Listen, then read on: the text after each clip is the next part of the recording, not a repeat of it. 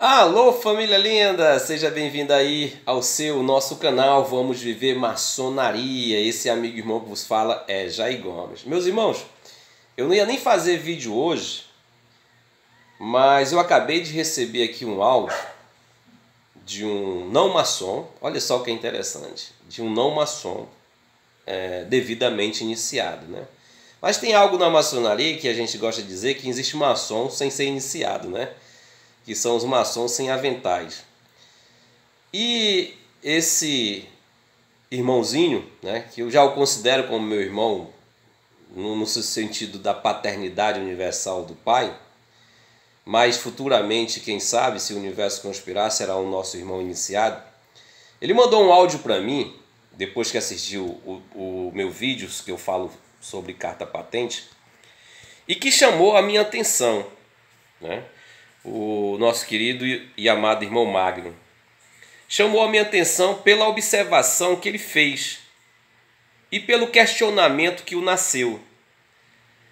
Ele disse o seguinte, abre aspas: Jair, eu vendo os seus vídeos, eu vendo esse seu vídeo, me veio o entendimento que o mais importante na maçonaria é a iniciação, não uma carta patente, não um documento, não um diploma.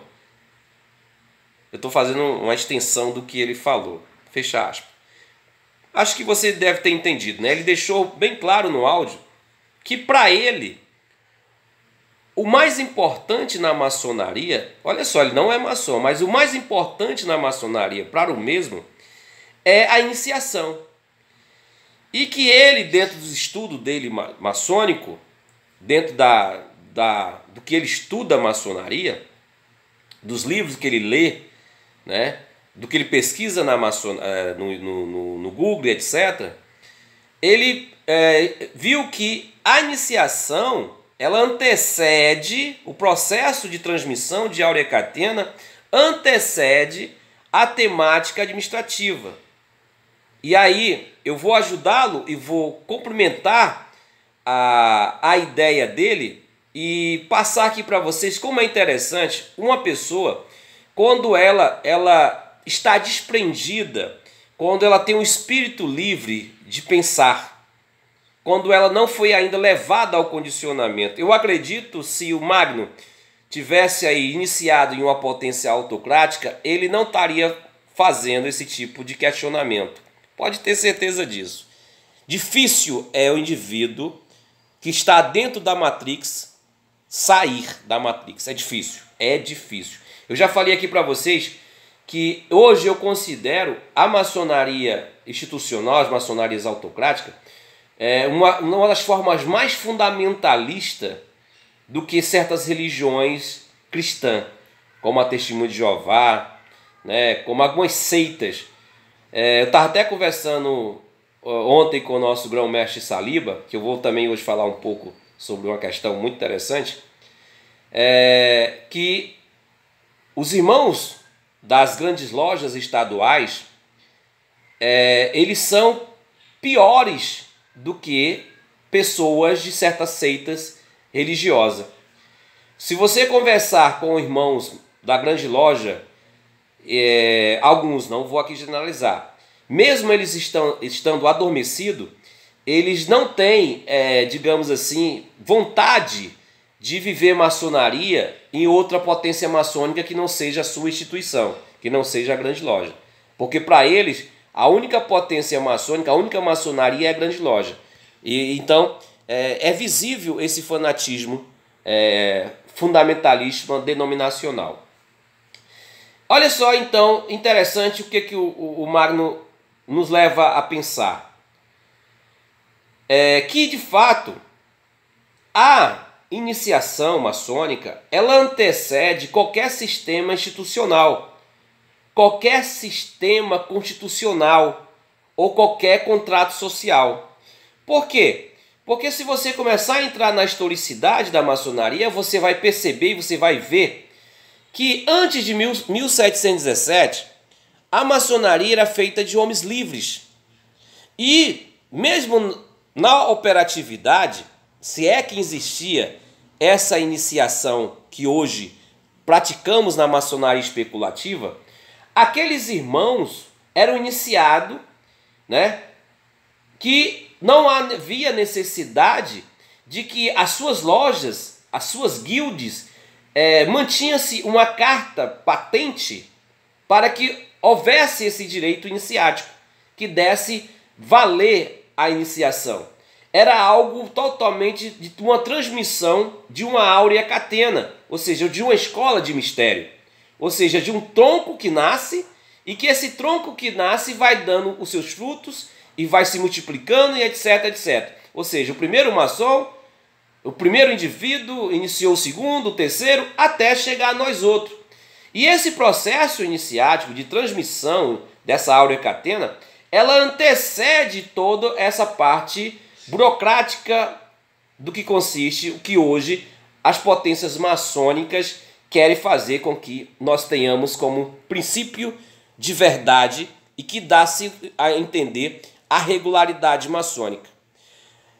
Então, é muito interessante nos aprofundar nisso e fazermos valer que a iniciação maçônica antecede a estrutura institucional, juntamente com sua constituição, juntamente com seu contrato social. Aí eu faço a pergunta direta a você. O que é mais valoroso, de fato, na maçonaria? O sistema institucional organizado ou o processo iniciático? O que é mais válido? O processo administrativo, institucional, ou o processo iniciático? O que faz você ser maçom? O que faz mesmo você ser maçom? É o diploma que você recebe? O que faz você ser maçom, de fato, é ser iniciado em uma loja que tenha uma carta constitutiva de uma potência? Ou o que faz você ser iniciado, de fato, é a eclésia aonde você foi recebido e você recebeu essa transmissão de áurea catena? Pense com você mesmo. Quando você se apresenta para uma pessoa, para um maçom, você se apresenta de princípio com sinais, toques e palavra, ou você se apresenta de princípio com o teu diploma de maçom, ou você se apresenta de princípio com o teu sim, ou você se apresenta de princípio com o teu carnê de mensalidade paga? Como é o princípio do reconhecimento de um maçom? É o depois ou o antes? Se nós pensarmos na profundidade desse pequeno pensamento do que o Magno nos deixou, a gente vai engrandecer de fato o que consiste a maçonaria no seu aspecto verdadeiro iniciático, que é a iniciação.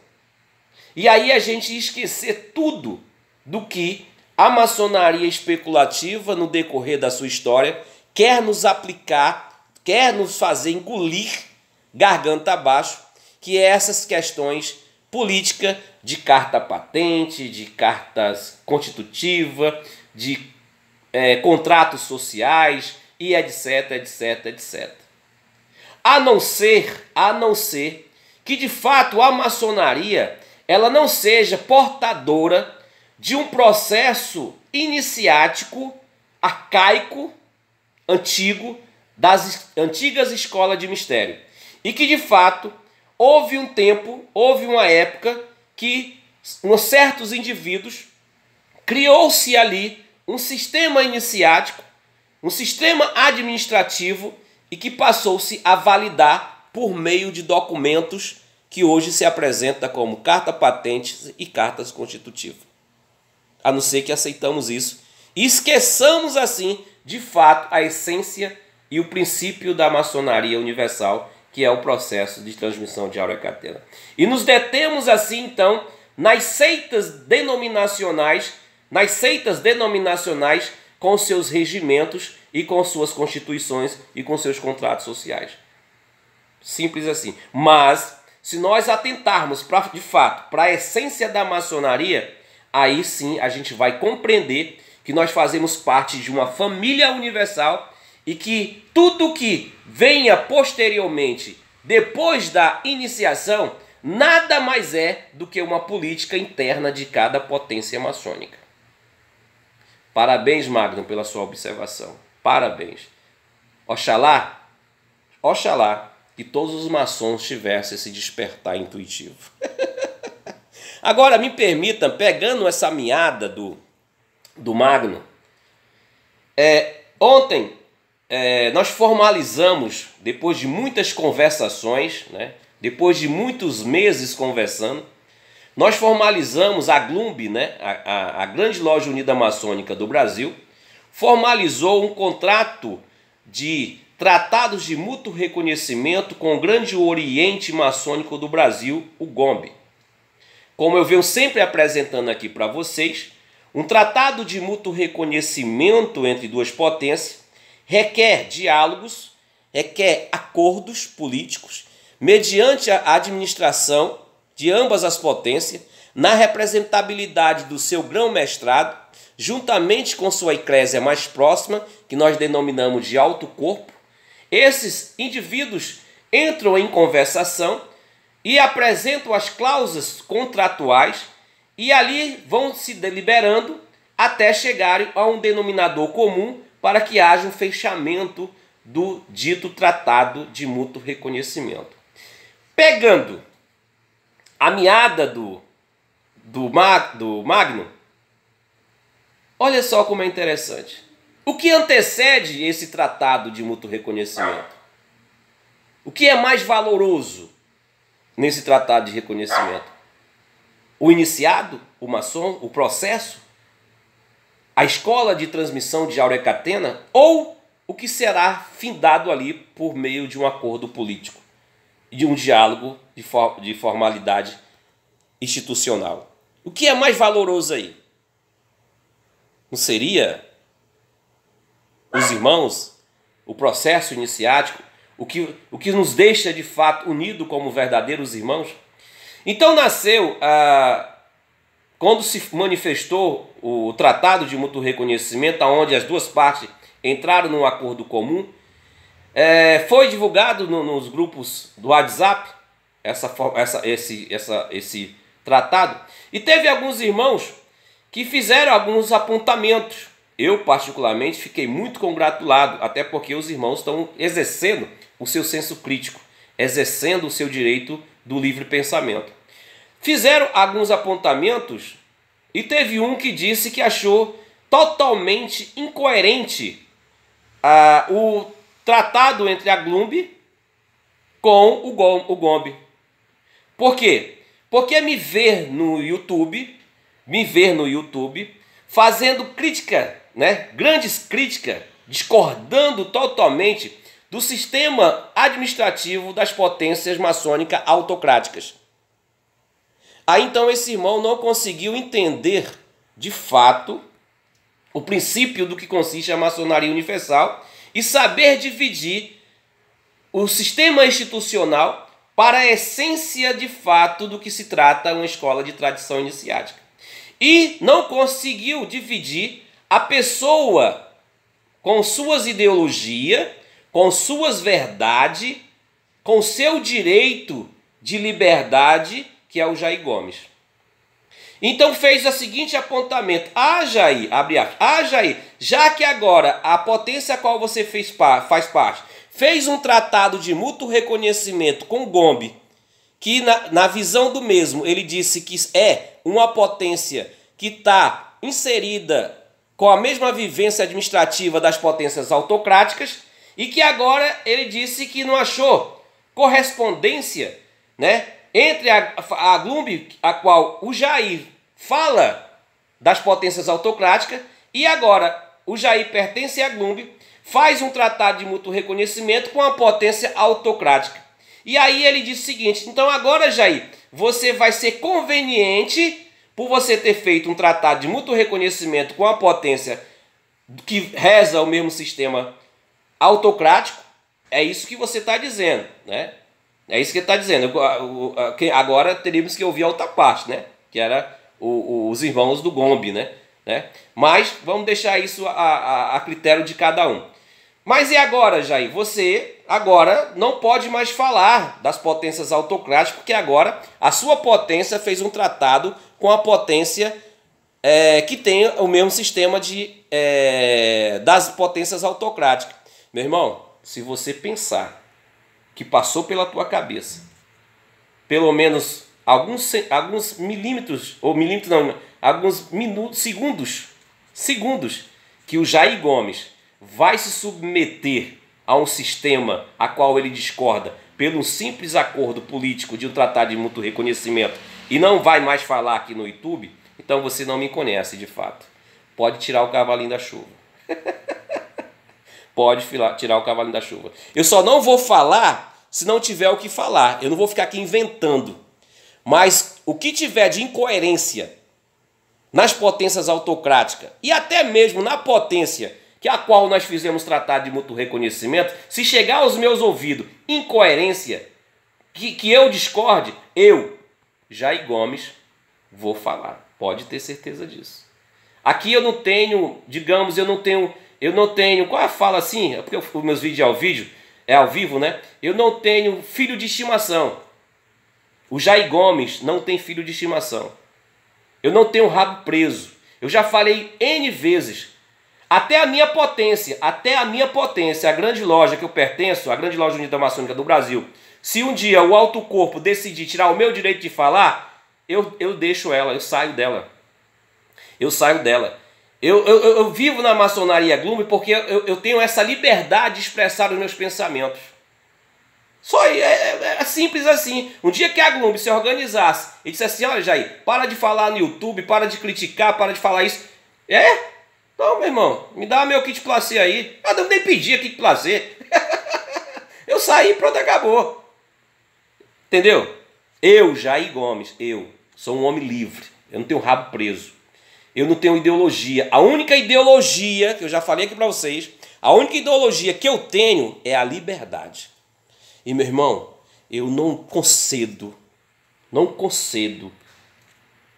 a ninguém, a nenhuma instituição, nada nesse planeta que tire a minha liberdade. Veja bem, não confunda a minha liberdade com libertinagem. Na verdade, eu devo ser o homem mais rígido em todos os sentidos éticos de vivência comum em sociedade. Porque eu sei o que é a minha liberdade. A minha liberdade me traz consigo responsabilidade. Eu já dei vários exemplos aqui o que é a minha liberdade. A minha liberdade traz consigo ética. Pode ter certeza disso. Não sou perfeito. Então, não confunda. Nada vai mudar com o Jair Gomes. E não tinha porquê nós não fazermos um tratado de mútuo reconhecimento com a potência que tem os mesmos princípios de regularidade do que consiste a escola de tradição iniciática da Áurea Catena, da transmissão. Todos os maçons do GOMB são os meus irmãos. São meus irmãos, receberam os mesmos processos iniciáticos que eu recebi. Agora, se a administração do GOMB diverge da administração da Gloom, é o direito dela, porque ela é soberana. Ela é totalmente soberana sobre o que consiste a sua administração. Mas isso não impede de nós vivermos em fraternidade, porque divergimos em ideologia ou pensamento. Não é isso que prega a maçonaria?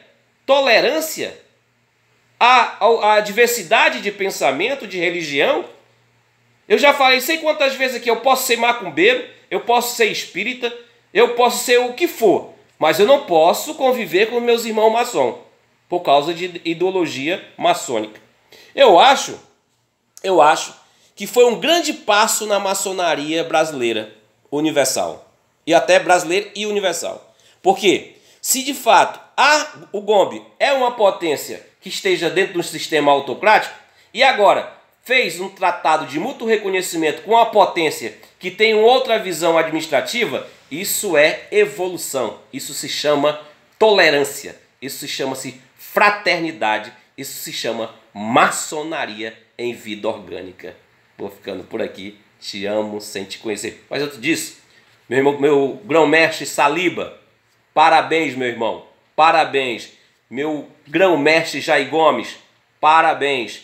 Parabéns ambos, as duas potências, nessas duas figuras que representam as suas devidas instituições, estão de parabéns. Parabéns pelo tratado de mútuo reconhecimento. Viva, vida longa ao Gombe e vida longa a Glumbe. Te amo sem te conhecer.